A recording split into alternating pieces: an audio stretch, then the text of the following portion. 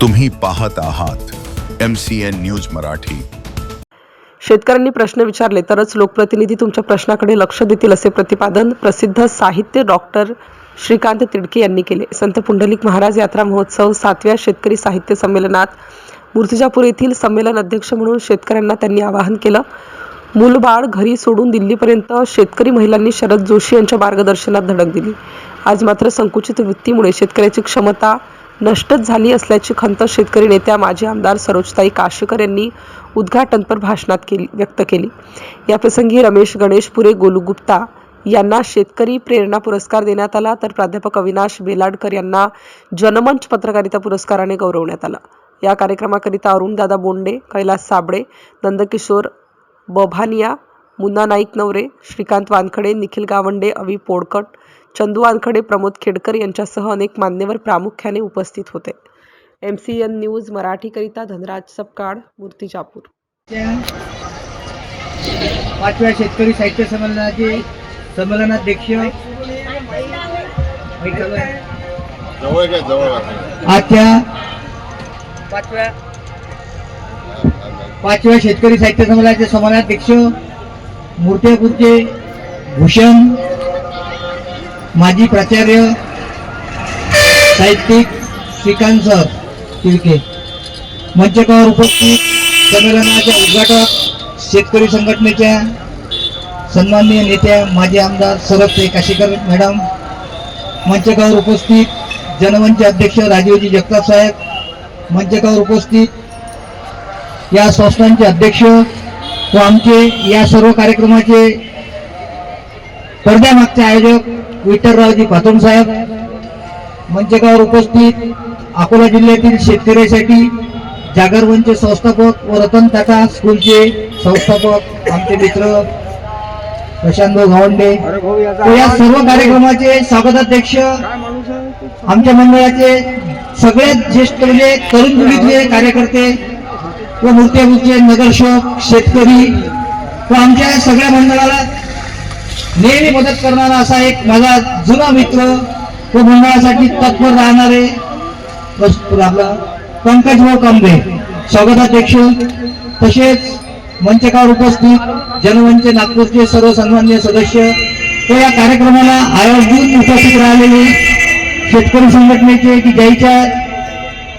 Retirement नंतर आम्ही शेतकरी चळवळ चालू केली असे रावसाहेब कांबळे, मंचकावर उपस्थित त्यावेळेचे अध्यक्ष विजयभाऊ लोळम, आदरणीय गुलाबरावजी मसाई साहेब आमचे काका, आपला सुरेशभाई जोगळे, नवीन शेतकऱ्यासाठी तयार झालेले आता आमचं काम कमी होणार आहे असे नवीन शेतकऱ्याचे नेते कपूरभाऊ तिडके, बाळासाहेब काळे, रामचंद्र भाऊ,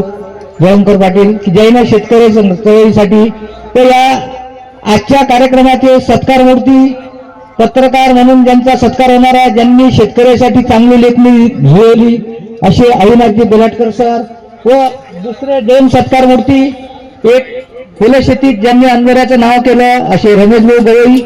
रमेशभाऊ गणेशपुरे, दुसरे गोलू उर्फ मोहित गुप्ता व मंचकावर व उपस्थित सर्व गणमान्य उपस्थित महिला बंधू आणि भगिनींनो, मित्रहो, आजचं जे 5वे शेतकरी साहित्य संमेलन व 11वं कृषी प्रदर्शन आपण आयोजित केलं आहे, या मागचा सगळ्यात मोठा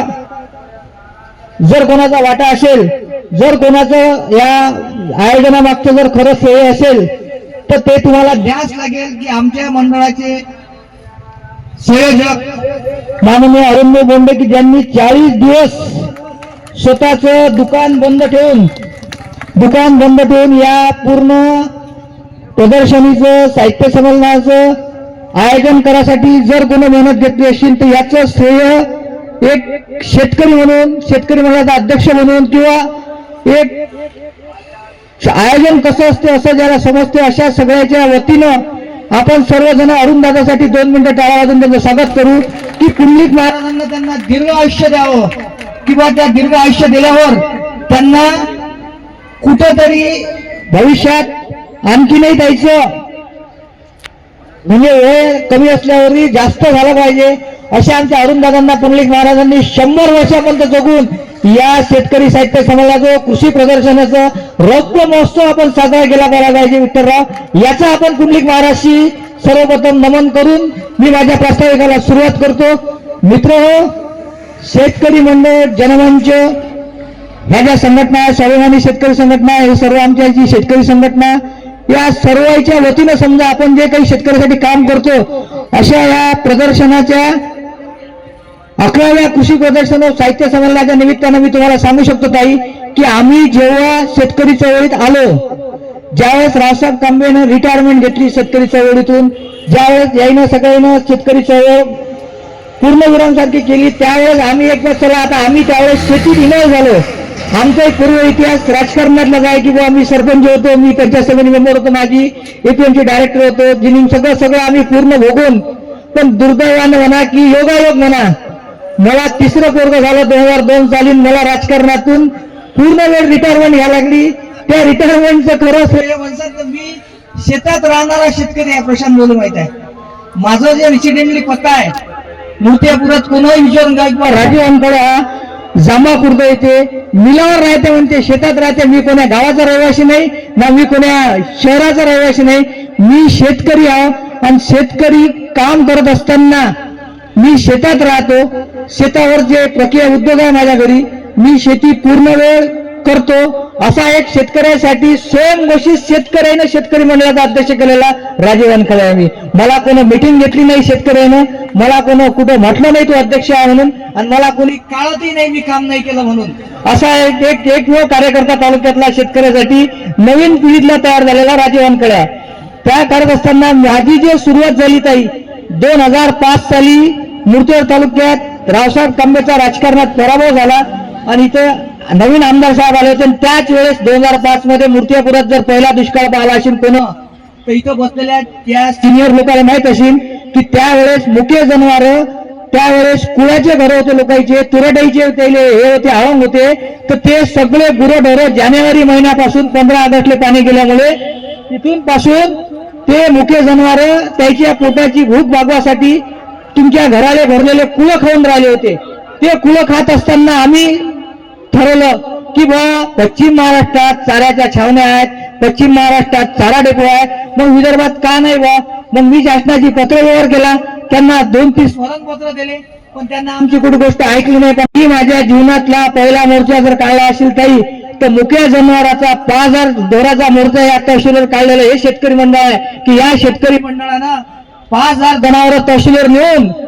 या विदर्भातलं पहिलं चारा डेपो जर सुरू केलं असेल तर मूर्तिजापूरच्या कृषी उत्पन्न बाजार समितीत हा या मंडळाचा सर्वात पहिला इतिहास आहे किंवा या मंडळामुळे लोक तुम्ही जिवंत माणसासाठी चळवळी चालवल्या आहेत. आम्ही मुख्य जनावरांसाठी केला आणि मुख्य जनावर यासाठी चालू आहे की गाडगे महाराज पुंडलिक महाराजांचं म्हणणं आहे की गोपाला गोपाला देवकीनंदन गोपाला, म्हणून आम्ही चळवळ चालवत असताना पहिला मोर्चा मुख्य जनावरांशी काढला असल्यामुळे तिथून पासून आम्ही 21 वर्ष झाली ही चळवळ चालवलो. 2014 पासून आमच्याशी न्यायमूर्ती किलोर साहेब त्यावेळेसचे जनमंच नागपूरचे अध्यक्ष जुटले, त्याच्या संघटनेचा आम्ही सहारा घेतला की आमचं मंडळ एक छोटंसं होतं, शेतकऱ्यासाठी तयार केलेलं मंडळ होतं बा, आम्हाला कोण ओळखणार बा, म्हणून आम्ही जनमंच प्रगती शेतकरी मंडळ नावाची एक संघटना तयार केली. आणि त्या संघटनेला भविष्यात राजू शेट्टीचे माझे संबंध असे आले होते की मी जिल्हा पंचायत समितीचा मेंबर असताना शेट्टी साहेब जिल्हा परिषदचे मेंबर होते आणि जिल्हा परिषदचे मेंबर असताना त्यावेळेस आम्हाला 99 मध्ये यशोदाचं प्रशिक्षण होत होतं पुण्याला आणि त्या